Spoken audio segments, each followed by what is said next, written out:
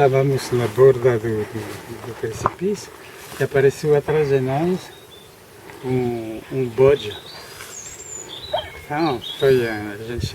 Ficou com medo? Um pouquinho, porque Tá, ele ele se erguiu sobre as duas patas atrás, assim, e fotografiei ele. Nesse momento tenho a fotografia em casa. E Maria Lúcia, durante esse tempo, passo atrás dele. Devia ser um animal do parque, porque tem um parque nacional dans le Monte Iguala. Devia ser um bicho que saiu do parque. Olha, interessante. Então, bicho tem coelhos, claro, já matamos na estrada com carro. E atravessia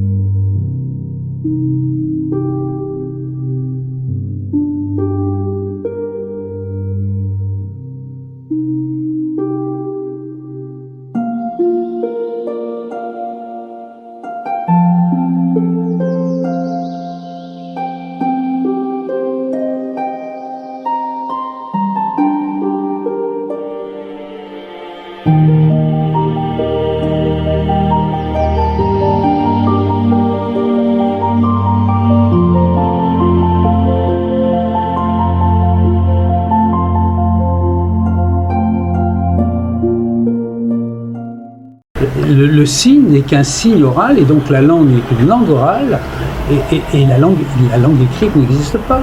Donc je crois qu'on est sur on est dans deux univers différents et qu'on ne peut pas s'entendre. Il y a pas de... Après, il faut réfléchir aux présupposés politiques qui sont derrière. Bien sûr. C'est-à-dire qu'une langue, on va dire, je ne dis pas que la Chine c'est actuellement le pays de la démocratie. Hein, non, mais c'est 3 milliards d'hommes. Oui. Qui lisent autrement. Oui, qui lisent autrement.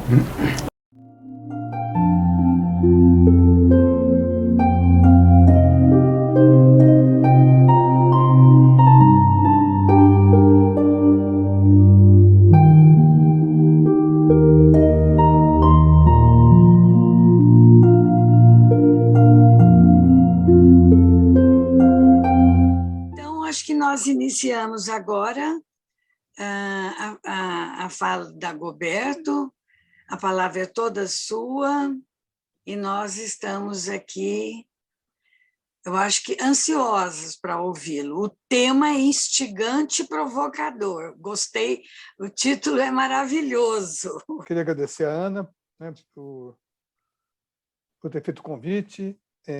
No início ela pediu para quarta-feira à noite, mas na quarta-feira à noite não tinha como fazer, né, porque eu dou aula todas as quartas. E depois a Estela falou comigo, né, se daria para fazer no sábado, nesse sábado já, né? Falei, já, mas o quê? E ela falou, não, o que nós estamos discutindo aqui, querendo, é que você fale um pouco sobre a história, né? Um pouco da história da alfabetização aqui no Brasil. E vocês sabem, eu não sou, né, não faço história da educação, nem da alfabetização, né? Mas eu já fiz algumas incursões, né, nessa área, e então eu tentei preparar alguma coisa, né, e pensar sempre nessa história não contada, sabe? Nessa história de uma alfabetização sempre não oficial. Eu sempre recorro àquilo que eu estou lendo, que eu estudei, ou aquilo que me afetou mais, né? Vocês falaram aqui em afetar, né? Uma das obras do Bakhtin, né, aquela que talvez tenha me afetado mais, é a que trata da cultura na Idade Média, né? A partir da obra do François Rabelais, né? Porque ali o Bakhtin faz uma discussão, né, entre o oficial e o não oficial. Sabe? Foi por isso que eu pensei em dar esse título aqui, né, para a palestra de vocês, né? Vocês não, nossa, né? O Bakhtin discute sempre essas forças, né? As forças que lutam, né, entre si, o oficial e o não oficial. E o oficial, né,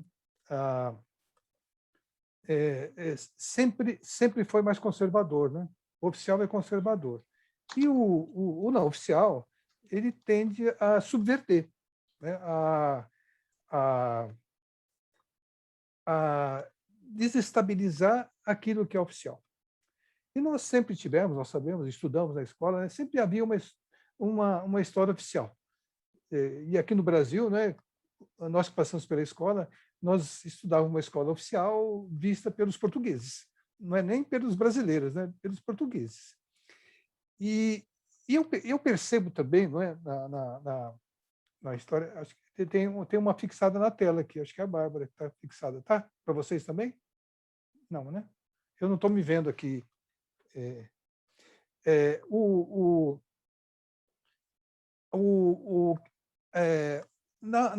Na história aqui da nossa educação, né, eu sempre fiquei me perguntando, né, bom, todo mundo fala de alguns grandes personagens da nossa história aqui, né, na Escola Nova, depois alguns outros, né, que se destacaram.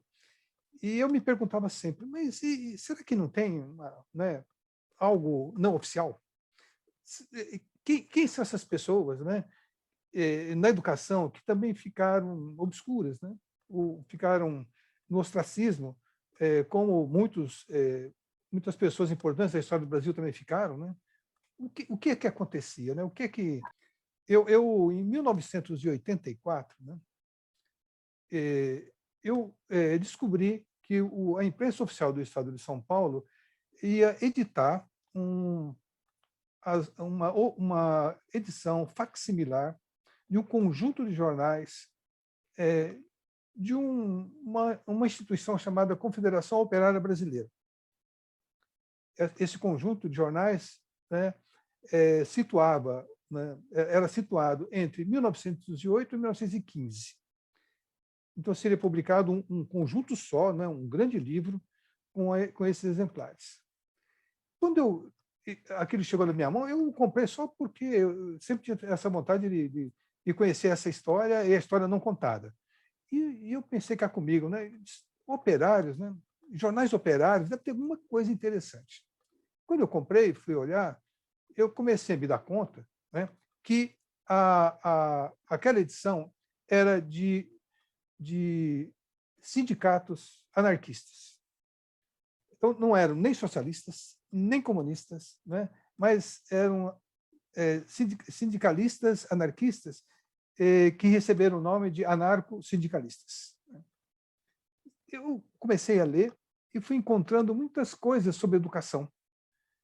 E, a partir dali, né, eu fiz alguns estudos e publiquei alguns artigos, né, sobre o anarquismo, né, e a educação anarquista.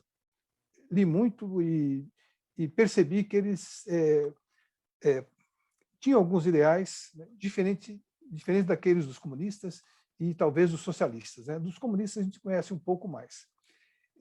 Essas três correntes lutaram muito no final do século XIX, né, nos grandes congressos, né, e no final do século XIX e começo do século XX, os anarquistas ganharam um pouco de prestígio, eu diria, né?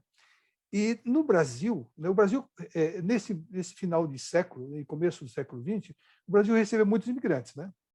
Nós aqui somos, muitos de nós somos netos de imigrantes, né? De europeus que vieram para cá. E muitos, né, eram camponeses, alguns operários já, e alguns operários anarquistas, né? Nós tivemos, então, um grande movimento anarco-sindical no Brasil e um movimento também de cultura operária. Eu estou fazendo esse contorno todo, né, para tentar chegar ao Eli, né, lá, né, o Elie Bajar, lá na frente.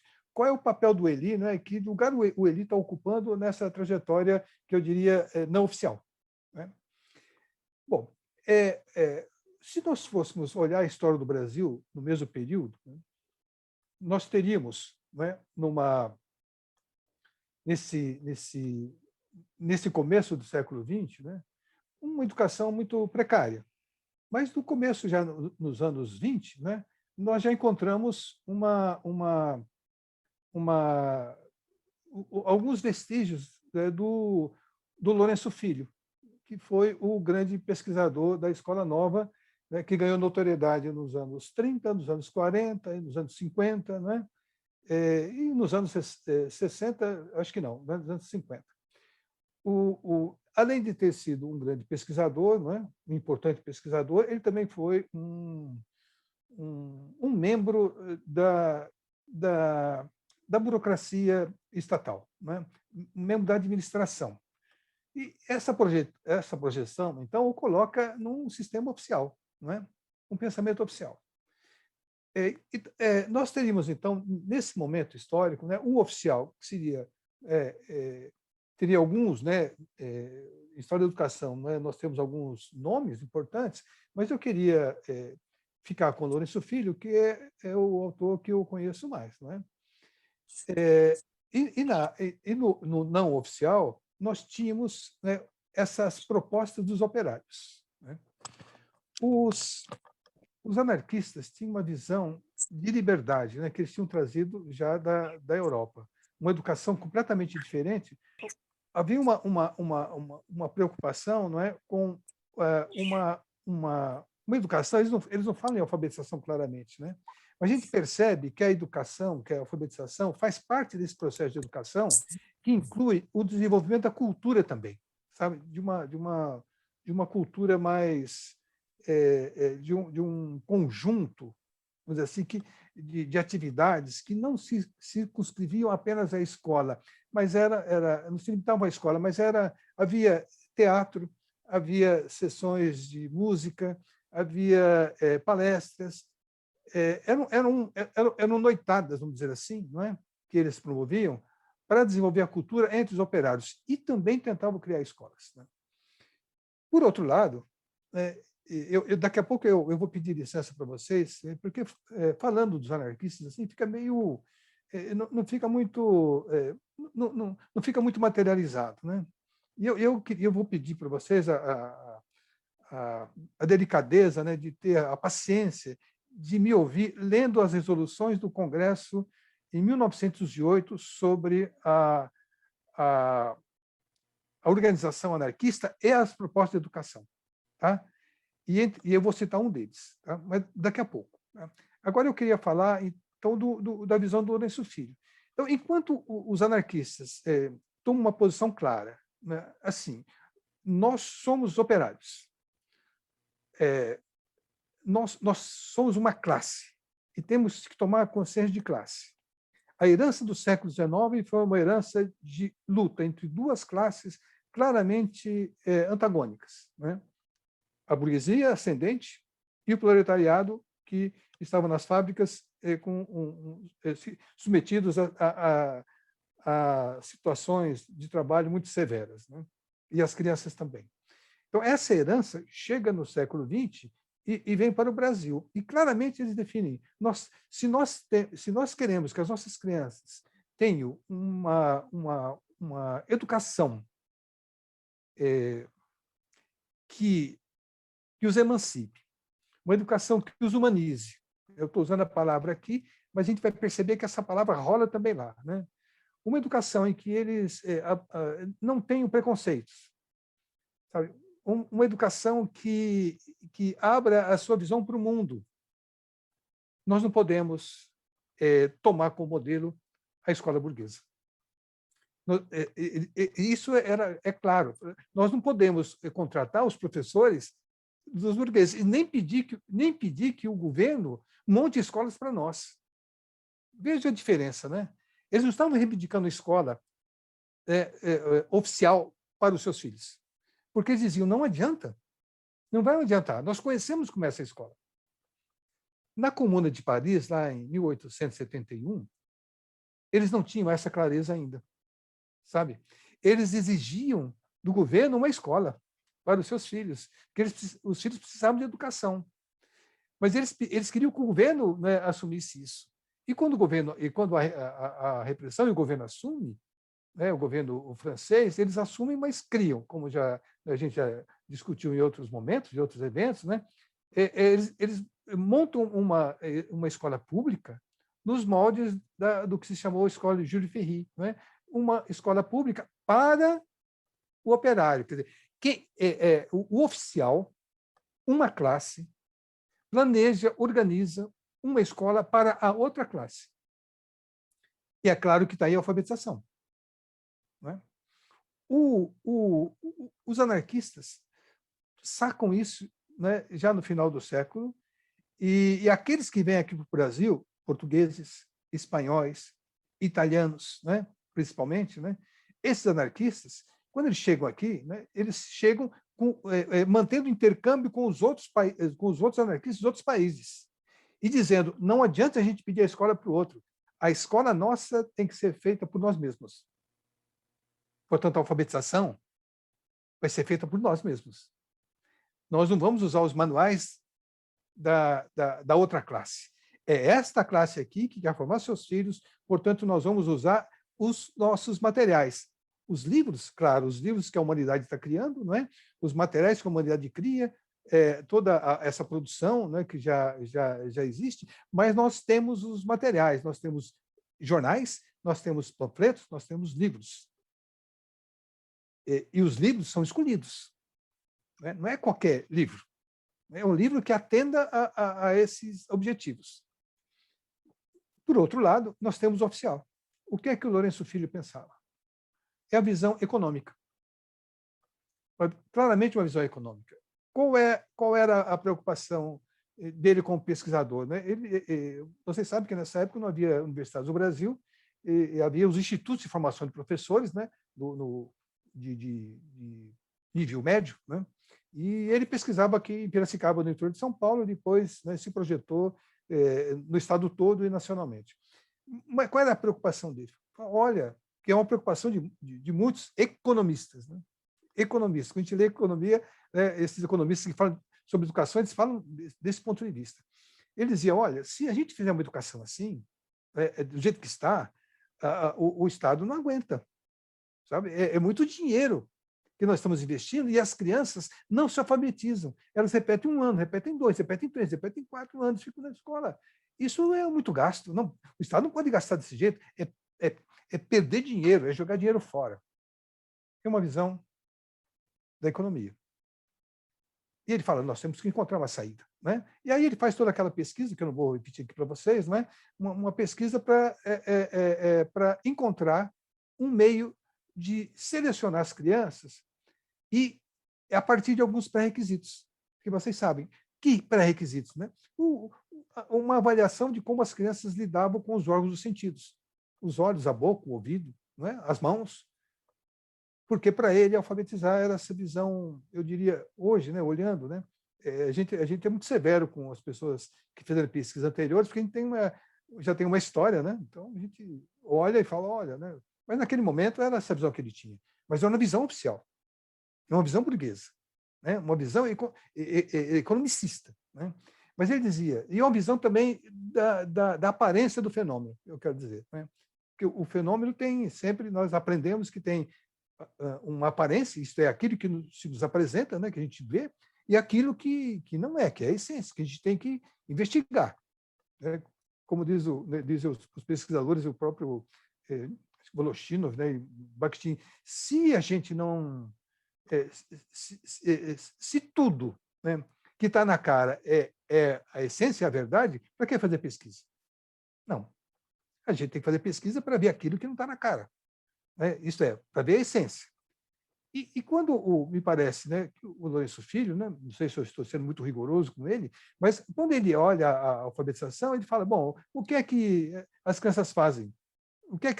Como é que eles aprendem?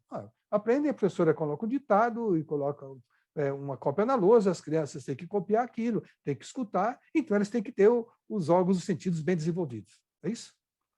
Ele trabalha, ele vê a criança de um ponto de vista biológico, dos órgãos dos sentidos. Isso tem a ver com o que nós vamos encontrar lá na frente, né, nas discussões do Eli. Sabe? Eu quero que vocês, junto comigo, né, construam essa linha toda, sabe? Essa linha toda de entender em que cenário o Eli, eu estou falando Eli porque não vou falar Bajar, tá, gente? Eu vou falar Eli, né? Em que o Eli se encontra, né? Onde é que ele entra, né? Porque talvez ele não tivesse essa dimensão da história da alfabetização no Brasil, mas ele tinha da França, sabe? E essa história da França se projeta aqui também, né? Porque eu insisto que a nossa cultura escolar é uma cultura europeia, né? Portuguesa e francesa, sobretudo, né? Então, o Lourenço Filho, né, olha a alfabetização com essa superficialidade. E então ele fala, bom, então é preciso que a criança tem que estar pronta. É a palavra que rola ainda aí nas escolas, né? Tem que estar pronta. E o que é estar pronta? Pronta, ela tem que ter uma certa maturidade. Outra palavra que rola aí nas escolas. Maturidade, o que é? Mas o que é maturidade? Aí, onde é que ele vai procurar dados? Ele vai procurar dados na psicologia experimental do século XIX. Naqueles psicólogos que procuravam mapear a inteligência, o conceito de inteligência, né? e outros comportamentos, comportamentos infantis. Então, essa psicologia experimental é que oferece para o Lourenço Filho e também para os pesquisadores desse começo do século XX, né, os dados, as informações. E essa psicologia experimental trabalha basicamente com essa visão biológica da criança. Então, esses dois conceitos, vejam, o biológico, não, o oficial se encontra com o biológico.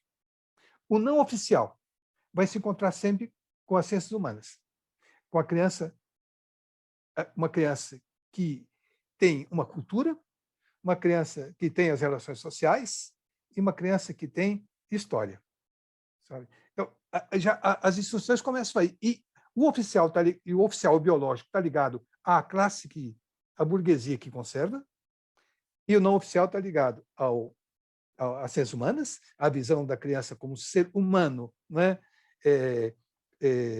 Inserido, não é, num momento histórico que se banha numa determinada cultura e que tem uma situação social. Ele nasce, não é, e está num determinado lugar, né, da sociedade. Essas duas correntes começam a caminhar, né, desde o século XIX e chegam no século XX. E no Brasil nós temos, então, do ponto de vista oficial, sempre essa descrição de alguns educadores, entre eles o Lourenço Filho, que toma como referência a criança como ser biológico e aí monta o pré-requisito, que é a maturidade. A criança só pode começar a se alfabetizar se ela tiver alguns critérios de maturidade, se ela tiver coordenação motora, coordenação áudio-motora, né? Uma coordenação entre o ouvido e a boca, né? Uma coordenação entre os olhos e a boca, e aí vem visomotora, audiomotora, né? Esses nomes todos que vocês sabem, coordenação motora fina, grossa, tudo aquilo que passa pela educação infantil, porque ela foi montada assim. A educação foi montada, né? A pré-escola foi montada para atender a esse pensamento que foi criado lá atrás e que não escapou, ele não fugiu da cultura escolar, permaneceu. A cultura escolar ela é criada pela visão oficial. E é difícil a gente se desvencilhar dela. Por isso que a gente percebe até hoje, né, essas palavras pronta, maturidade, coordenação, estão até hoje. Tá?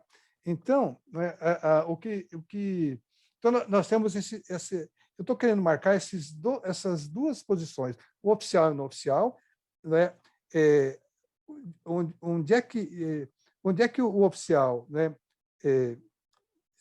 se nutre, né? De onde ele se nutre, como é que ele se organiza, e o não oficial que fica sem nenhuma visão, né? Ele fica, o oficial fica sem, o não oficial não tem praticamente referências, né? Junto com a oficialidade. Bom, o que nós vamos encontrar depois, né? Então, esse movimento oficial vai desaguar no que nós chamamos de Escola Nova, né? E Lourenço Filho também vai ser um desses expoentes da Escola Nova, e outros também, né? Vão aparecer. Eu queria, antes de entrar comentar rapidamente a Escola Nova, e esse debate que nós temos até hoje, né, entre Escola Nova e não, eu queria voltar à questão do anarquismo e ler para vocês aquilo que eu tinha anunciado, que são as resoluções, tá bom? E depois das resoluções, a gente vai discutir a Escola Nova, porque nós temos um outro marginal ali, que seria o Frenet, né? Esse posicionamento. Então, vamos deixar o oficial ali com o Lourenço Filho, vamos entrar no anarquismo. Então, eu tenho que recorrer aqui a um texto do segundo congresso, tá? Eu vou falar uma deliberação de um congresso, e depois eu quero falar de um personagem marginal também do anarquismo, né? Para vocês, tá? Então, o congresso é de 1908. Veja vocês, 1908. Faça um esforço para tentar estabelecer alguns vínculos com a situação atual, principalmente com a situação do Brasil hoje. Tá? Essa configuração política, cultural e educacional que nós temos hoje, né? Diz o seguinte, olha, considerando que a instrução foi até época recente evitada pelas classes aristocráticas e pelas igrejas, de todas as seitas, para manterem o povo na mais absoluta ignorância, próxima à bestialidade, para melhor explorarem-no e governarem-no, né? Vejam vocês como é meio atual. Considerando que a burguesia, inspirada no misticismo, nas doutrinas positivistas e nas teorias materialistas, sabiamente invertidas pelos cientistas burgueses, os quais metamorfoseiam a ciência segundo os convencionalismos da sociedade atual, e monopolizam a instrução, e tratando de ilustrar o operariado sobre artificiosas instruções que enlouquecem os cérebros dos que frequentam as suas escolas, desequilibrando-os com os deletérios sofismas que constituem o civismo ou a religião do Estado, e considerando que essa instrução é ministrada juntamente com a educação prática de modalidades que estão em harmonia com a instrução aplicada, e considerando que esta instrução e educação causam males incalculavelmente maiores do que a mais supina ignorância, e que consolidam com mais firmeza todas as escravizações, impossibilitando a emancipação sentimental, intelectual, econômica e social do proletariado e da humanidade, e considerando-se que este ensino baseia-se no sofisma e afirma-se no misticismo e na resignação, este Congresso aconselha aos sindicatos e às classes trabalhadoras em geral, tomando como princípio o método racional e científico, isso aqui tem a ver com Ferrer, que daqui a pouco eu comento, né? Promova a criação e a vulgarização das escolas racionalistas, ateneus, revistas, jornais, promovendo conferências e preleções, organizando certames e excursões de propaganda instrutiva, editando livros, folhetos, né? E isso foi assinado por operários da Federação Operária de Santos, dos Sindicatos de Pedreiros e Serventes de Santos, do Sindicato dos Canteiros de Ribeirão Pires, né, e dos Sindicatos dos Trabalhadores do Rio de Janeiro. E aí ele coloca assim, né, ainda, propomos que, além das escolas racionalistas, seja aconselhada a criação de cursos profissionais de educação técnica e artística. E aí quem assina é José Romero, né, do Sindicato Operário de Ofícios Vários, e um personagem conhecido chamado Astrogildo Pereira, do jornal O Trabalho de Bagé, né? quando eles falam escola racionalista, eles estão se referindo a Francisco Ferrer, né? Que é o... Eu estou na reunião, não? Estou, né? Isso. O Francisco Ferrer, né? Que é... O Ferrer era um catalão. Né? Era um catalão que foi morto em 1909. Né? Um ano depois desse congresso, ele foi morto, né, em Barcelona. Foi executado, né? Ele foi executado. Ele foi preso e executado, porque ele pregava essas ideias, sabe? Essas ideias que subvertiam, né, o que era oficial na Espanha, principalmente em relação à Igreja Católica. Né? E ele fundou uma escola chamada Escola Moderna, escola racionalista. Vejo que essa expressão escola moderna foi recuperada depois pelo movimento Freinet, né? Já algumas dezenas de anos depois. Né? Então, quando eles falam em ensino racionalista, aí eles estão se baseando no Ferrer, e que pregava a libertação, né? O ensino de liberdade.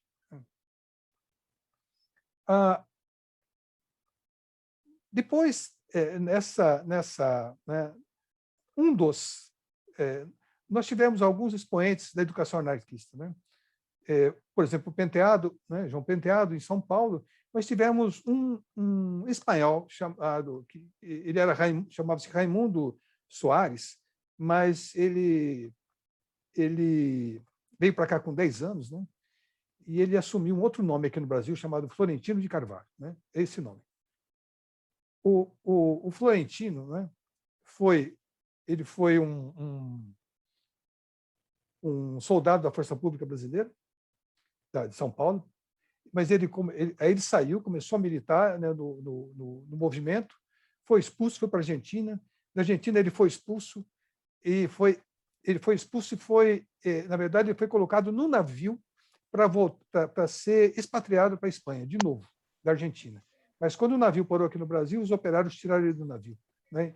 E, a partir daí, ele passou a viver, né, meio que clandestinamente. E, por curiosidade, né, eu tentei confirmar, mas na época, né, eu fiz pesquisas, né, em locais aqui perto de Marília, porque há uma postagem de uma carta, ele coloca uma carta dizendo que ele estava lecionando numa escola na região de Marília. Isso em 47. 47 é o período que já nós estávamos depois do Getúlio, né? Portanto, já tínhamos passado da época da ditadura do Getúlio, e em 47, em 46 houve a Constituinte, tinha liberdade, mas em 47 as coisas começaram a engrossar outra vez, né?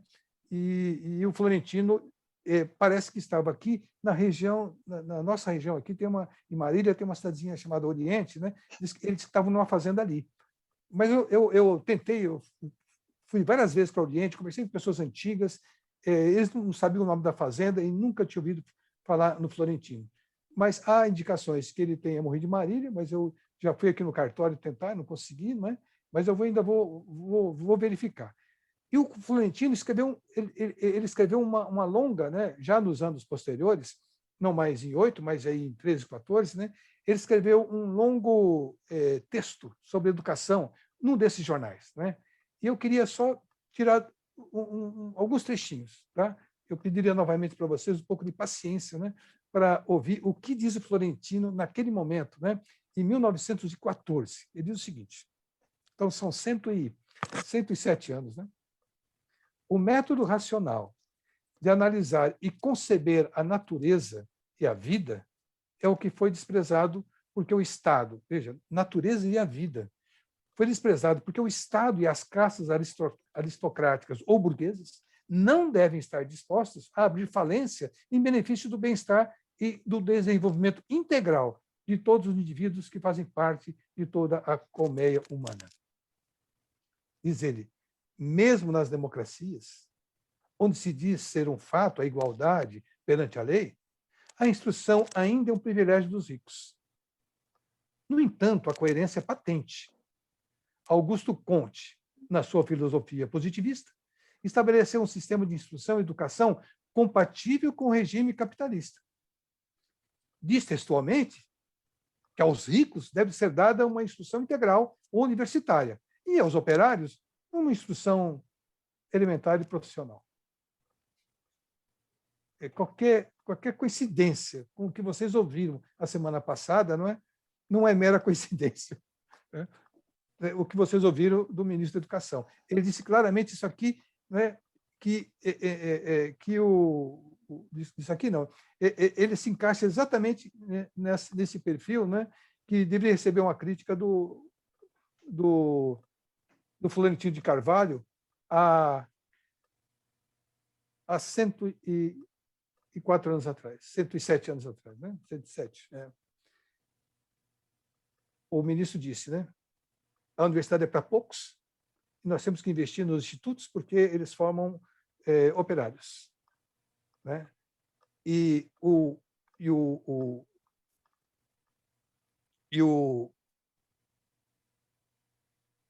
Florentino está dizendo exatamente que a educação é para o desenvolvimento integral do homem. Conceber a natureza e a vida, sabe? É completamente diferente. Enquanto ele tem uma visão da educação, que nós vamos encontrar depois no enfoque histórico-cultural, não é?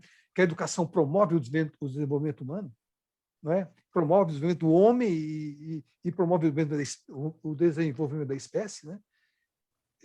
Que a educação não tem uma finalidade econômica, imediatista, mas é de formação humana, desenvolvimento humano. Enquanto ele faz isso sem conhecer, não é, o Vygotsky nem nada, né, porque ele está falando aqui, né, ele fala tendo como referência a visão anarquista, né, o de baixo, né, o nosso, né, ministro vai exatamente, né, o que ele fala, vamos dizer assim, né, não é surpreendente, né, não é surpreendente, porque ele fala do lugar em que ele ocupa na sociedade. E cada um fala do lugar que ele ocupa, de onde ele vê o mundo. O Florentino está vendo o mundo dessa maneira e fazendo a crítica a esses que não aceitam a universidade para os pobres, sabe? E o outro, é claro, que vai olhar e falar, não, nós temos que formar os nossos líderes. Esta é a visão, né? E aí o Florentino diz o seguinte, e eu fecho, né, paro de ler, né? O ensino oficial produz, entre outros, os seguintes vícios ou enfermidades. Ele está usando palavras da época. Pessimismo. Veja se tem algum vínculo com crianças por aí. Tristeza. Temperamento irascível, né, cheio de ira. Orgulho exagerado. Presunção. Ódio e desprezo ao estrangeiro. Inclinação a ferir com gestos e com palavras os outros. Sentindo prazer em irritar e humilhar. Inveja dos que gozam das melhores regalias e uma falsa comiseração pela extrema pobreza, que reflete as diferentes condições. Isso ele escreveu em 1914. Tá? Isso é não oficial. Esta é uma outra arena, né? Enquanto isso, as crianças dos operários, da maioria, né, não iam para a escola. A maioria não ia para a escola nesse período, porque não havia escola, né? Eram poucas escolas, e se eles fossem à escola, eles teriam esse ensino de uma classe, né, organizando o ensino para outra. Tá? Bom, feito isso, nós voltamos então ao oficial. Tá? Eu estou falando que eu vou falar muito, né, Ana? Vamos ao oficial. O que nós encontramos no oficial? Nós encontramos uma luta entre, né, aí nós vamos para a Escola Nova na Europa e aqui no Brasil, uma luta entre aqueles, né, que vinham dessa tradição de formação política na Escola Nova e aqueles também que vinham com uma formação oficial. A Escola Nova me parece que abriga, então, não é, essas vertentes. Eu diria, uma representante aqui, né? Eu estou falando sem estudar muito, né? Mas por algumas leituras rápidas, né? E alguns vídeos, né? Me parece que a representante clara, né, dessa oficialidade na Escola Nova é Maria Montessori, né? porque ela trabalha exatamente com essa visão biológica da criança, porque ela estava estudando as crianças, né, deficientes, mais ou menos assim. Não é? E, por outro lado, nós temos outros da Escola Nova que vinham da biologia, como o de Crowley, por exemplo, mas que investia, né, e que tentava ver a criança de um outro modo. Né? Tanto é que o de Crowley, as pesquisas dele, né, orientaram o chamado método global. Né? E a Montessori insistia, né, nos fonemas, né? Na pronúncia, no sussurro, né? Dos fonemas que, de certo modo, servem de base para esse movimento, né? Técnico, do ensino técnico das questões da alfabetização. Então, o movimento Escola Nova, ele é em si mesmo contraditório. Não dá para falar é um movimento coeso, porque não é. E até no interior dele nós encontramos, né, o Freinet, que se aproxima e se afasta, né, pelo que a gente tem lido agora, né, desse movimento. Porque ele estava muito mais próximo do não oficial e do anarquismo. A escola dele era uma escola baseada nas experiências dos anarquistas franceses. Ele tomava as ideias, ele viajou lá para a Rússia, tomava aquelas ideias, mas quando ele se afasta do Partido Comunista, ele se afasta exatamente porque ele percebia, né, que os comunistas eram mais duros, mais controladores, né? E ele queria a liberdade de pensar. E ele encontra isso no pensamento anarquista e principalmente do Sebastian Faure, né, lá do começo do século em Paris, perto de Paris. Então, nós temos, novamente aqui, na Escola Nova, um movimento que foi assumido, né, no Brasil como oficial, mas, ao mesmo tempo, ele tem dentro dele o não oficial, e essa luta se dá ali, né? E, ao mesmo tempo, aí nós perdemos, né? A gente não vê nenhuma... Eu não vejo na história oficial do Brasil, no não oficial, com muita clareza. Parece que ele não aparece. Né? Por quê? O oficial, né, o movimento operário anarquista, em 17, ele se desintegra, do mesmo modo que a Comuna de Paris praticamente ela foi um marco, né, da desintegração do movimento anarquista na Europa. Em 17, aqui nós tivemos uma greve que foi brutalmente reprimida, né, dos operários, e o movimento anarquista também se esfacela, e em 22 foi criado o Partido Comunista. Aí o Partido Comunista controla os sindicatos e não promove, não tem essa visão de promover uma educação para os seus próprios operários. Porque o Partido Comunista parte da ideia que vinha do Stalin de organizar, de transmitir o saber da burguesia. Era essa a visão do partido. Né? E nós vamos... É uma visão que perpassa até hoje, né? Que é da transmissão do conhecimento já acumulado, né, para os filhos da classe trabalhadora. E os anarquistas, então, perdem o espaço, o espaço todo praticamente é ocupado pela Escola Nova. A Escola Nova trouxe, então, um pouco de oxigênio, né, mas não o suficiente. Apresentou vários métodos, várias possibilidades, né, mas isso vai sendo corroído por aquela visão, né, das pesquisas não propriamente só do Lourenço Filho, né, mas aquilo que vem em decorrência dela. Sabe? E aí nós temos muitos professores que inventam os chamados manuais, os manuais já vinham, né, do século XIX, entraram no século XX. Os manuais sempre foram oficiais, porque todas as cartilhas são elaboradas por professores que achavam que estavam elaborando um novo método para resolver o problema da alfabetização. E o novo método era apenas trocar uma coisinha por outra, mas sem mudar na essência. E qual é a essência? A alfabetização como um instrumento de emancipação, né, e desenvolvimento intelectual das crianças e a possibilidade, né, dos pobres, né, de certo modo, tomarem consciência do seu lugar no mundo. Né.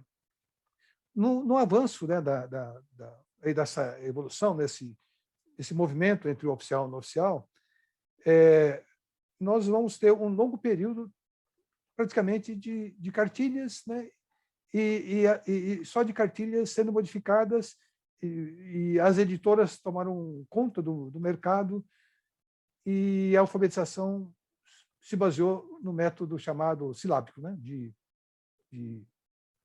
juntar sílabas.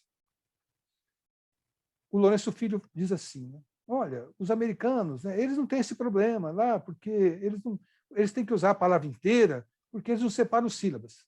Ele já dizia isso, né, no livro dele, né, que ele escreveu lá na década de 40.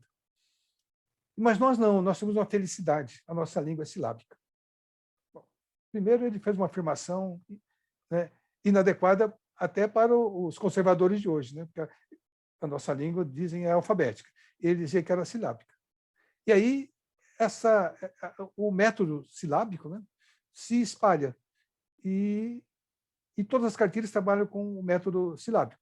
Quando há uma inovação, isso em 60 aconteceu, né, e apareceu uma outra cartilha com método global, baseado em Becroli, isso foi assim uma experiência de um grupo, aqui em São Paulo pelo menos, né, um grupo mais arrojado, que não conseguiu, porque sempre quando há um movimento que tem, mesmo na oficialidade, um movimento de alguém que busca no não oficial alguma coisa para trazer para cá, o oficial se mobiliza rapidamente para sufocar. Nós vemos isso sempre. Né? O que nós temos depois, então, né, nesse movimento, né, de cartilhas? Né? Eu até brinco hoje, se a nossa língua fosse uma composição de sílabas, nós teríamos que ter camadas e camadas e camadas de teclado aqui no computador para poder escolher as sílabas, para poder compor as palavras, se ela fosse uma composição silábica. Quer dizer, um engano brutal, né? Um engano brutal que permanece até hoje. Faz parte da própria cultura escolar. Difícil de se tirar. Porque a pergunta é, mas por que não pode? É proibido? Não, não é proibido. É uma questão de... Não tem sentido algum, né, de compor por sílabas. Bom, o que é que nós temos o que é que aparece no não oficial? No não oficial nós temos o Paulo Freire. O Paulo Freire aparece com uma concepção de educação que está muito próximo dos anarquistas, né? Mas porque é uma visão também de classe, né? Era um professor da Universidade Federal de Pernambuco, mas olhando, né, do ponto de vista da classe camponesa, nem da classe operária, mas dos camponeses. Não dá para ficar assim, né? É preciso que essas pessoas, né, se alfabetizem, mas se alfabetizem para se humanizar. No fundo, é isso que o Paulo Freire estava querendo lá, quando jovem. Né? Mas ele não tem... Então, ele desenvolve todo esse trabalho, né, com essa concepção de educação, que depois daqui ele tem que correr, né, sair daqui para poder trabalhar nos outros países, né? Trabalha no Chile, trabalha na África, não é? E vai consolidando e configurando, né, todo esse pensamento fantástico que ele tem de educação, olhando de um canto. Né? Ele diz, eu sou católico e marxista, e isso não é incompatível. Veja, desse olhar que ele... Né? Então, um olhar profundamente cristão, eu diria, mas um olhar de solidariedade ao outro, de amor ao outro, não é? E dizendo que esse amor tinha que ter educação, tinha que ter ferramentas, né, para poder dar liberdade ao modo de ele pensar. Esse é o Paulo Freire. O Paulo Freire é o não oficial. E aí, não é, o oficial que chega, que é, né, a ditadura militar, acaba com o não oficial, suprime, prende, né, ameaça e se acaba. Como sempre. Vocês estão percebendo sempre esse movimento. Né? E o trabalho das sílabas, né, que estava sendo feito, também foi feito pelo pelo Paulo Freire. Porque aí chega na questão, né, micro, né? Eu tenho uma questão ampla, que é da educação, mas uma questão micro. Qual é a questão micro? Como é que eu alfabetizo? Que é a pergunta que todo aluno faz. Então, mas como é que eu alfabetizo? Que elementos técnicos eu uso? Como é que eu explico ali? Quando nós fazemos isso, nós estamos novamente nos afastando, né, da linguagem como um instrumento complexo de formação humana. Porque nós estamos reduzindo a criança a um ser biológico novamente e o ensino a uma questão técnica. Mas o Paulo Freire, ele não tinha outros meios, ele não tinha, a referência dele era Piaget, ele tinha Piaget como referência, mas Piaget não dava com alfabetização. Ferreiro depois é que veio lidar, né? E nós vamos comentar já já, né? Então, o Paulo Freire, na década de 60, nós estamos já em 60, o Paulo Freire é o não oficial, é o que subverte. Mas, veja, ele precisa lançar a mão daquilo que o oficial construiu, que é a metodologia silábica. Mas ele tenta dar para essa metodologia um caráter social e humano. Daí a palavra-chave, né? A palavra que ele toma como uma visão, né? Eu diria, não é uma visão política, como se diz, mas é uma visão, tomar consciência da sua cultura. É as palavras da cultura, do seu mundo. É a visão que ele tinha. As palavras estão aí ao redor. Não tem que pegar a palavra que está longe, né? São as palavras que estão ao redor. O pecado foi que ele não tinha outra referência a não ser o método silábico. Então, mas ele subverteu. É o não oficial. E esse não oficial foi jogado às favas, né? Só foi recuperado, né, nos últimos anos e agora foi execrado novamente, né, a partir de 2019. Né? O que nós tivemos, né, de novo no oficial para as crianças na década de 80? Porque para os adultos,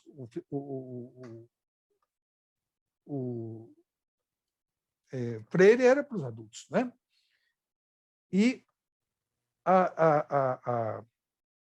os militares pegaram esse método do Paulo Freire, por que pareça, inventaram o Mobral, e aí metamorfosearam exatamente a palavra que os anarquistas usavam lá atrás. Porque eles tomam e modificam e usam, né, que dão uma aparência, sabe, para aquilo, né, que eles acham que seria alguma coisa razoável, mas eles dão uma aparência e vendem novamente a mesma mercadoria. Então, eles tomaram o Paulo Freire, deram uma maquiada no Paulo Freire, falaram, isso aqui é Paulo Freire, mas com uma visão já, né, dos militares. Nós tivemos, então, na década de 1980, né, agora eu já estou falando como alguém que participa, né, do movimento. Gente, vocês vão tomando cafezinho aí, tá? Tomando água e tal, porque a conversa é longa, é comprida, tá? Eu tenho a NET como referência aqui, estou vendo a NET na minha frente, que bom, né?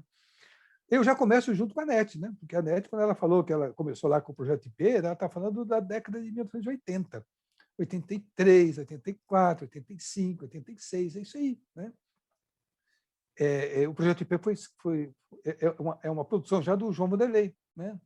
Geraldo, a gente já encontra com outras pessoas, outras ideias, né? rolando pelo oficial, por incrível que pareça. Essas ideias mais inovadoras, não oficiais, da universidade, começam a entrar nos sistemas oficiais. Mas por que eles estão entrando? Porque existe um movimento de renovação da pedagogia brasileira, né, com a agonia do regime militar. Então, em 83, aqui em São Paulo, né, eu estou falando de São Paulo, tá, gente? Me perdoe os outros, né? Em 83, nós tivemos já uma mudança com o governador Montoro, né, da democracia cristã, né? E aí nós temos uma certa mudança e começa, no conjunto geral, né, do país, o renascimento da pedagogia brasileira. E nesse renascimento, né, tem grandes nomes que vocês conhecem, né? Dois dos mais conhecidos, né? Na didática, o Libânio e na concepção geral da educação, o Saviani, né? Então, nós temos dois grandes nomes, né? Que vão... Então, a pedagogia brasileira renasce das cinzas. E a alfabetização? Bom, de onde é que ela vem? E vai começar o grande debate depois também, né? Mas, primeiro, ela entra com o construtivismo. O oficial, quem é o oficial? Fernando Henrique, PSDB. Né? Assume o construtivismo, né, como a concepção, né, de alfabetização do país. E aí nós temos os parâmetros todos, né, que trazem essas ideias e desse rejuvenescimento da educação brasileira, da pedagogia brasileira e da alfabetização do Brasil. E aí vem a contribuição de Emília Ferreiro, né, que vocês conhecem tão bem. Esse trabalho foi um trabalho renovador, portanto, ele vem e solapa, né? Ele é oficial, aí vem a contradição, ele é oficial. Ele é assumido pela oficialidade, mas ele solapa uma cultura escolar conservadora, aquela que vinha desde da visão do Lourenço Filho, né? Da visão biológica da criança, da valorização dos sentidos, né? E quando se faz essa valorização toda, se despreza e se desqualifica todos aqueles que não têm um padrão, né? Todas as áreas da deficiência, então, as crianças não têm condição, porque, né, existe um padrão que tem que ser acompanhado, né? E, então, ao solapar, não é, essa cultura conservadora, o construtivismo também começa a ser bombardeado, né? Exatamente pela burguesia. Bom, aí o construtivismo vai sofrer dois ataques. Um ataque da burguesia, todas as instituições, né? Quando falo burguesia, quer dizer da elite, né?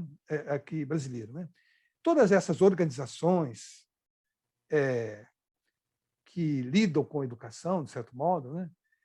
Elas são conservadoras, porque elas dependem do financiamento dessas grandes organizações. Então, elas passaram, né, a criticar o construtivismo. E no governo Lula, quando o Lula assume, a Câmara dos Deputados, né, monta uma comissão e chama alguns expoentes internacionais para apontar os males do construtivismo e colocar como opção o método fônico. Né? Bom, o método fônico já era aplicado? Sim e não, porque ele faz parte da oficialidade, né, e se misturava com o sistema de cartilha.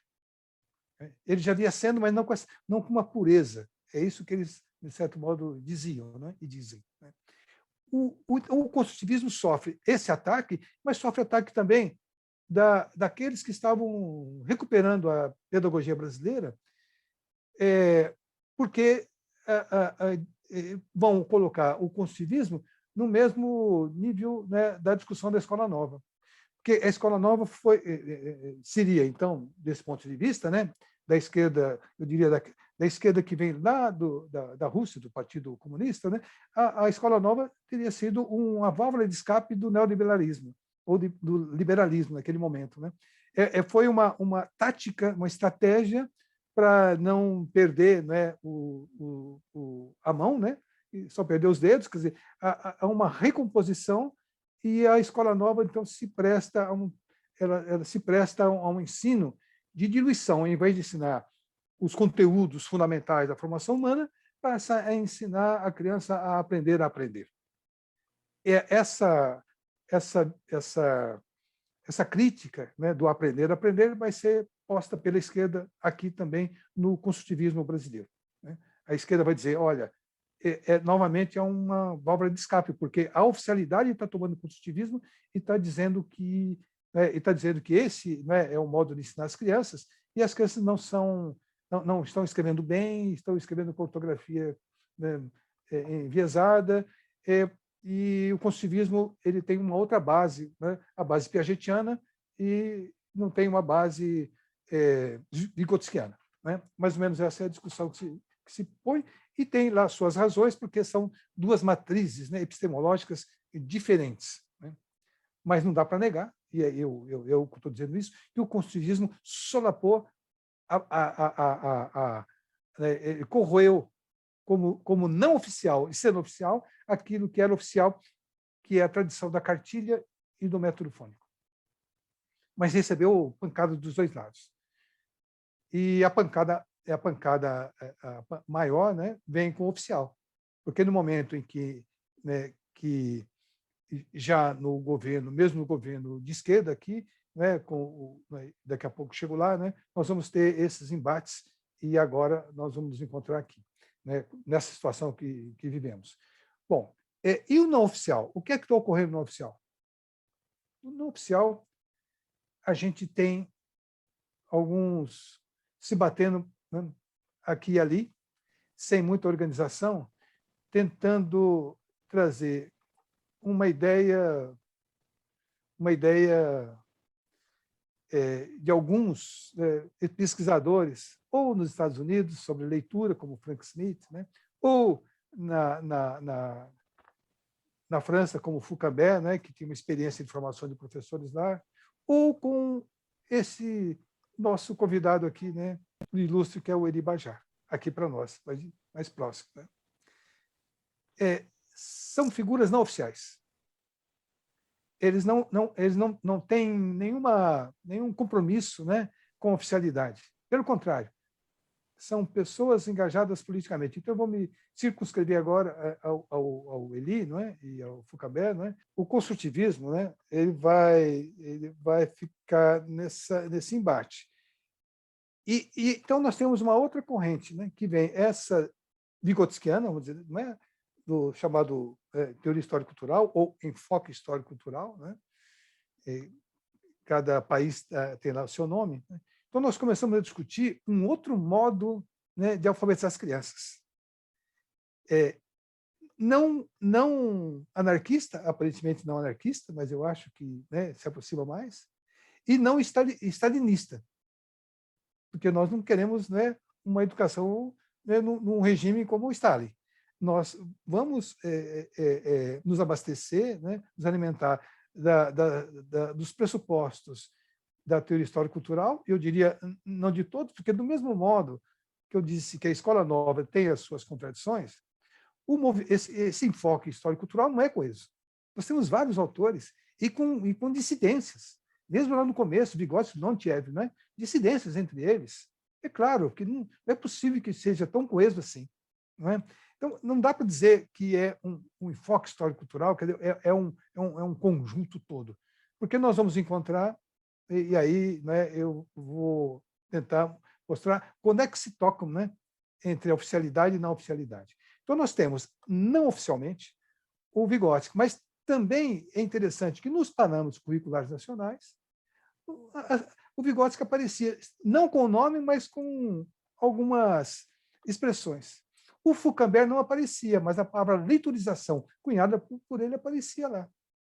Então é interessante, né, que os não oficiais acabam sendo aproveitados. Né? Algumas expressões são aproveitadas, mas não são muito referenciados. No não oficial, nós temos, então, o construtivismo, temos os parâmetros curriculares nacionais, temos o pró-letramento, e aí entra a questão do letramento e da alfabetização, que é outra questão, né, polêmica que nós temos hoje para lidar. E quem está fazendo o não oficial?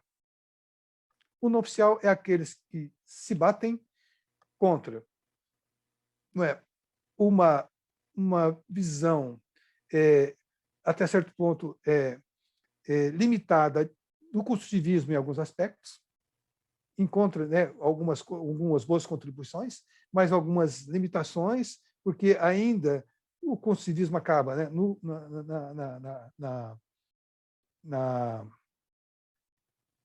na versão oficial, né, ele acaba cedendo em algumas coisas, mas, ao mesmo tempo, o construtivismo abre as possibilidades das crianças lidarem com o conhecimento, com as produções, né, escritas, sem se prender a um dos requisitos, que é a consciência fonológica, não é? Isso fica muito claro, e sem método. Então, o construtivismo, né, ele acaba com o método, e acabando com o método, ele também coloca um problema para as editoras e para o governo que compra livros das editoras. Porque não é preciso método. O professor é dono do trabalho, sabe? É preciso discutir, né, e montar, organizar, e tudo de uma maneira geral, num grande programa, ou do Estado ou do município, e aí nós não precisamos de manuais. Bom, aí toca no problema do bolso das editoras. Então, a elite se mobiliza sempre. A elite econômica e a elite cultural. Né? O construtivismo, então, sofre essas pancadas, né? E o que é que não oficial? O não oficial, como eu disse, né, essa visão vigotskiana que vem, né, eu falo vigotskiana, mas da teoria histórico-cultural, e que tem uma outra proposta mais ou menos definida. Né? Nós temos a nossa amiga Sueli, que tem uma proposta muito clara para a educação infantil. No ensino fundamental, nós temos algumas propostas, mas nada se configura de uma maneira muito definida, exatamente porque a gente aposta na formação do professor e o professor como alguém que possa tomar as rédeas, né, do ensino. E não se submeter a um manual, não se submeter a algo que vem de fora, né? E que o transforma no instrutor e não propriamente num professor. Bom, o Eli e o Foucault entram, então, nesse não oficial. O Foucault, né, e aí eu estou me referindo ao que a gente ouviu dele, né, ele fez durante muitos anos parte de uma equipe do Instituto de Formação de Professores na França. E ele disse, olha, nós somos chamados por um político de direita. Isso está nesse livro novo nosso que nós soltamos agora. Né? E o político de direita falou assim, ora, não nós somos de direita, vocês são de esquerda, mas vocês têm grandes ideias, vocês são inovadores, e nós precisamos de inovação. Mas a gente vai controlar vocês. Sabe? Vocês são o barquinho, e nós somos o vento. E a gente vai ventar. Né? E vocês vão tocando o barco. Mas, acho que qualquer coisa assim, né? Ou o contrário, né? Não me lembro agora. Mas ele falou, a gente vai chegar um momento que a gente pode dar um jeito de mudar esse vento, ou mudar o leme do barco. Então ele dizia, vamos aproveitar a oportunidade que a oficialidade está nos dando para formar professores e para mudar, né, a alfabetização na França. É claro, né, como aqui, as coisas não duram muito. Né?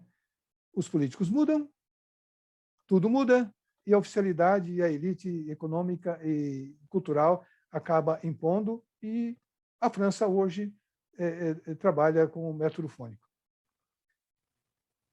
Do mesmo modo, como o ministro falou, a Alemanha trabalha com formação, né, também de operários. Mas, quando a gente fala dos países, esse é um argumento que a gente ouve sempre. Na França é assim, então o Brasil é assim. Mas na França tem a mesma coisa, o oficial e o não oficial. Tem a burguesia que manda e os operários. E nós estamos vendo de que lado? Onde é que nós estamos nos situando para olhar se lá é bom? É claro, né? Depende do lugar que eu estou. Né? Do mesmo modo que a gente fala assim, o PISA. Né? PISA. E quem é que monta o PISA? A OCDE. E o que é a OCDE? Uma organização econômica dos países europeus. E aí a gente fica falando, não, nós estamos mal no PISA. Mas nós estamos olhando do ponto de vista econômico para formar operários, para ler bem, ou nós estamos olhando a criança com a formação humana? Então, o nosso olhar não é o olhar do PISA. Eu não quero usar nunca nenhum índice do PISA para poder justificar as coisas. Talvez tenha usado, mas não uso mais. Porque depende do lugar que a gente se situa. E o Foucault e o Eli, eles vêm aqui, não é? Nessa discussão, e o Eli principalmente, ele vem se preocupando com as crianças, não é? Com as crianças, né, da periferia de São Paulo. Ele fez grandes projetos, claro, alguns bancados pela oficialidade, pela Prefeitura de São Paulo, outros não, né, por ONGs. Ele tentava, mas o trabalho dele era com crianças pobres. E o Faucambert também, lá na França, ele queria lidar com as crianças, né, pobres, filhos dos imigrantes, da periferia. Porque é sempre assim, a elite cuida dos seus. E a elite quer cuidar dos que não são seus. A bela história do anarquismo se repete. Então, o que acontece? Né? O Elie vai para a periferia, se encanta com os nomes das crianças e se encanta com as professoras que estão lidando com as crianças, porque elas fazem experiências. Ele diz, as professoras brasileiras experimentam.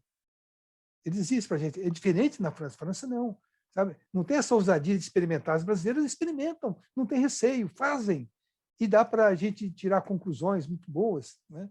Então, o que ele estava querendo fazer era combater o oficial. Então, o Elie é o marginal. O Elie é um não oficial. Não é? Que tenta combater o ensino oficial. Ele pensa na emancipação das crianças pobres. Ele pensa no desenvolvimento intelectual das crianças da periferia. Ele não insiste no ensino técnico, porque o ensino técnico é o ensino com a visão biológica. Então, veja, nós temos agora, novamente, aquele começo lá de trás, se encontrando aqui. Uma visão biológica das crianças, como o Plano Nacional de Alfabetização e a BNCC, não é? Tratando a criança biologicamente, e aí descrevendo detalhes, detalhes técnicos. E ainda o Plano Nacional é mais sério ainda, porque ele propõe uma avaliação dos problemas precoces das crianças, certamente para dar remédio depois, né? E coloca o método fônico, né? Que é um método que trabalha com, né, com os órgãos dos sentidos, sabe? Com o cérebro, com a boca, coisas assim, e não com a mente humana. Novamente, aqui nós temos o processo oficial e o não oficial. Esse grupo está trabalhando com o não oficial. O governo e toda a formação que ele está fazendo hoje trabalha com o oficial. São opções que nós fazemos na vida. Opções de ensino, visões de educação e de alfabetização. Nós que temos os nossos filhos, né, e olhamos para as crianças, falando, bom, como é que nós vamos ensinar essas crianças? Nós vamos desqualificar a inteligência e a curiosidade e tratá-las como seres biológicos, ou vamos entendê-las como seres humanos em desenvolvimento nessa cultura, né, que se modifica e é modificada, né, pelas relações humanas, sabe? Então, esta é a visão esse é o quadro que nós encontramos hoje. E aí tem duas questões, né, que eu queria voltar a discutir, né? São quase 4 horas, né? Eu já vou caminhando para o final, né? Nós falávamos de alfabetização. Já há algum tempo, eu acho que na década de 80 mesmo, né, no comecinho de 90, e acho que final de 80, a gente já lia alguns documentos, né, na França, dizendo assim que a França já não estava mais cuidando da alfabetização. Era algo superado. Isso se fazia. O problema da França, né, eu estou falando da França porque é o que eu, né, tinha lido, né, é que havia um fenômeno que eles estavam chamando de iletrismo. O que era o iletrismo? Eles diziam, olha, os franceses, as crianças francesas, elas se alfabetizam. Nós alfabetizamos as crianças. Sabe lá Deus como, tá? Se alfabetizam. E depois de algum tempo, como não usam, sabe, ficam longe das práticas com a linguagem escrita, eles acabam se esquecendo do que aprenderam. E aí eles falam, esse fenômeno chama-se iletrismo. Então, esse é o nosso problema hoje, não é mais a alfabetização. E nos países ainda pouco desenvolvidos, eles ainda têm problema com a alfabetização, que é essa alfabetização que nós sabemos, é o básico, aquilo que o Paulo Freire faz, né, e fazia, né, e o que nós tentamos ensinar para as crianças aqui. Não, isso já está liquidado. Bom, está liquidado por quê? É pacífico por quê? Né? Porque é uma técnica que se emprega. Né? Mas aí aparece o nome, o letramento, né? Cunhado na Inglaterra, no mundo anglo-saxão, né? Estados Unidos, Inglaterra e tal, e vai para a França também, vai para os outros países da Europa, né? Com nomes diferentes. Aqui chega letramento, né? Na França, literacia na Península Ibérica, né? E aqui nós temos agora, incrivelmente, dois nomes, né? Letramento e literacia, disputando a tapas, ver quem é que né? quem é que representa mais esse conceito. O que é, então, o que é que isso sobra para nós? Né? Bom, se a alfabetização é pouco, é preciso letrar. Letramento são os usos. Então, nós vamos fazer o pró-letramento. Grande, né? Eu sei que eu estou simplificando, né? Mas esse grande projeto pró-letramento, de que muitos participaram, é um pouco isso. Né? É uma nova concepção que a alfabetização fica suprimida. E aí vão dizer, não, mas o letramento não dá conta. Porque é a mesma acusação do construtivismo. O construtivismo não ensinava as técnicas e ele não deu conta. Né? É preciso voltar lá, ensinar os mecanismos de base, as questões técnicas, letrinha com sonzinho, aquelas coisas que nós sabemos. E o proletramento, então, investe naquele momento, o governo, e depois nós caminhamos para um período chamado de letramento e alfabetização juntos. E aí o nome vem, né, o alfabetizar letrando, que vocês conhecem tão bem, né? E tem publicações sobre alfabetizar letrando, que é unir o ensino técnico e o letramento, que seria os usos sociais da escrita. Isso vira oficial no governo de esquerda e se torna oficial no governo de esquerda também, né, com o Plano Nacional, com o programa de alfabetização na idade certa, que incorpora isso também, porque ensina, e aí enfatiza aquilo que o construtivismo nunca enfatizou, que era a consciência fonológica, e introduz, né, os usos sociais da escrita. Então, o Plano Nacional na idade certa faz essa síntese, se torna oficial e oficial mesmo, colocando a criança com uma visão biológica, como estava lá atrás, lá no comecinho do século, que eu falei. Bom, e o que é que vem, então, rodando, né, por baixo? Nós tivemos os anarquistas, tivemos alguns da Escola Nova, tivemos o Frenet, tivemos o Paulo Freire, e chegamos agora, né, eu diria, com o Elie Bajar, com um desses expoentes, que sozinho, né, tenta fazer as críticas a esse sistema oficial e encontrar respostas, que é o que ele nos propõe nesse livro aí. É isso. Agora, o que é claro que não vai falar de letramento e alfabetização, mas por que nós usamos alfabetização, o nome? Eu opto por alfabetização, e no Brasil se fala em alfabetização. Muitos grupos falam alfabetização discursiva, alfabetização humanizadora. Por que nós estamos mantendo o nome e não o letramento? Eu diria, porque, para nós, a nossa tradição no Brasil é alfabetização, não é letramento, é alfabetização.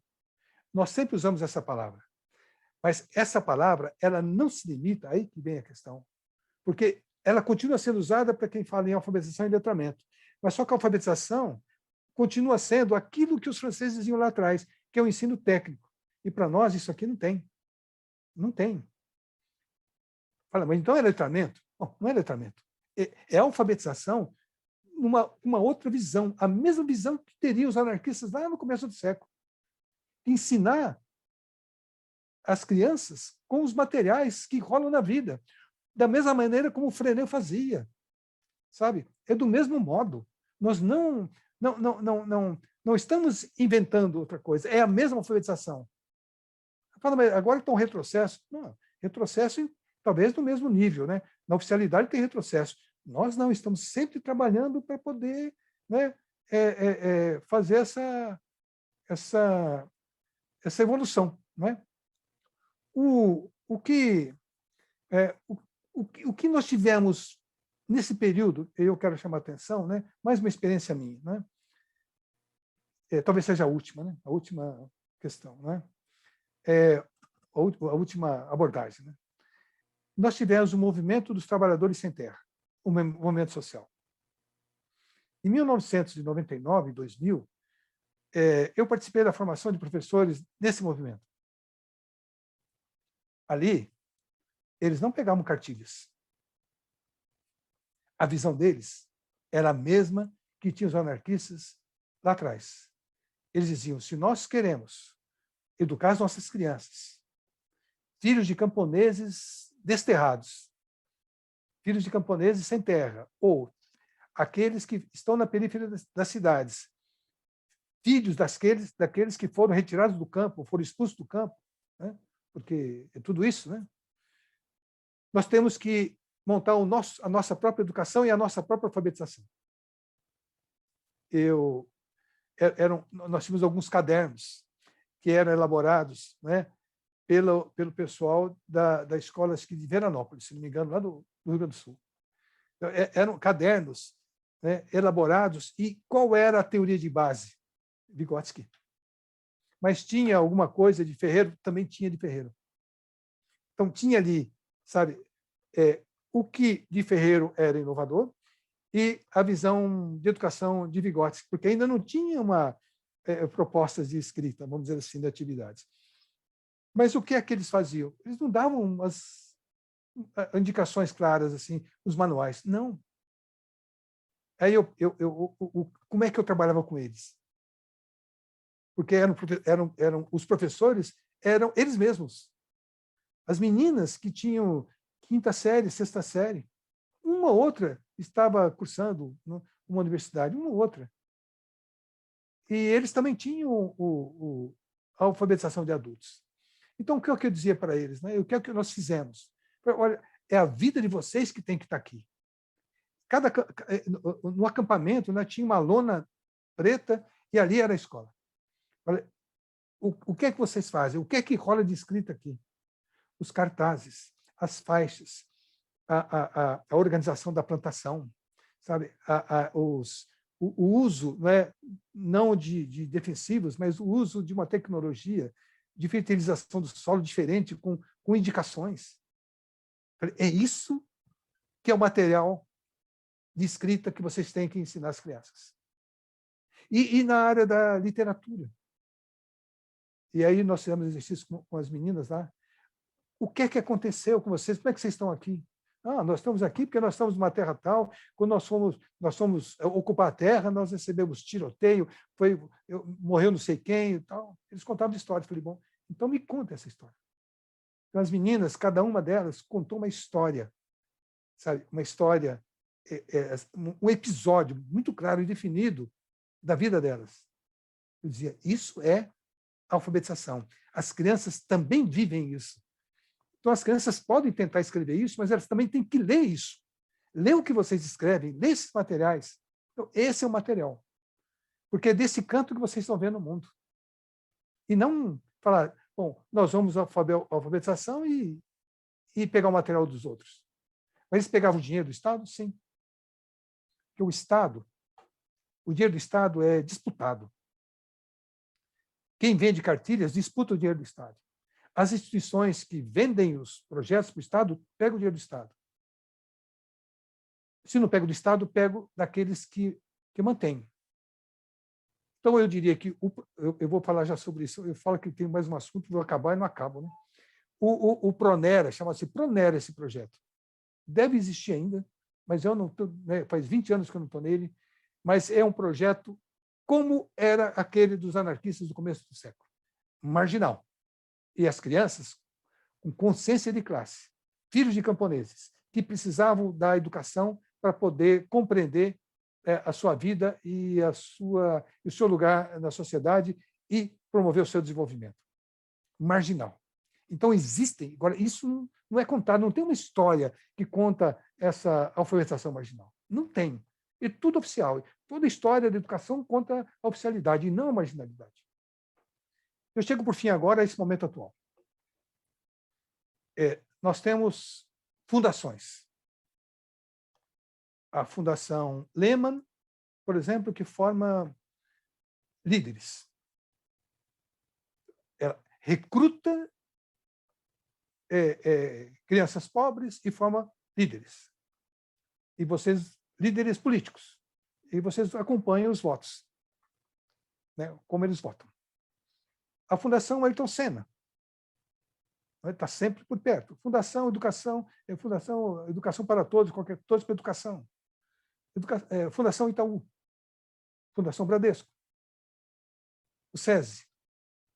Eles captam o dinheiro, ou dos próprios trabalhadores, né, ou do mundo financeiro,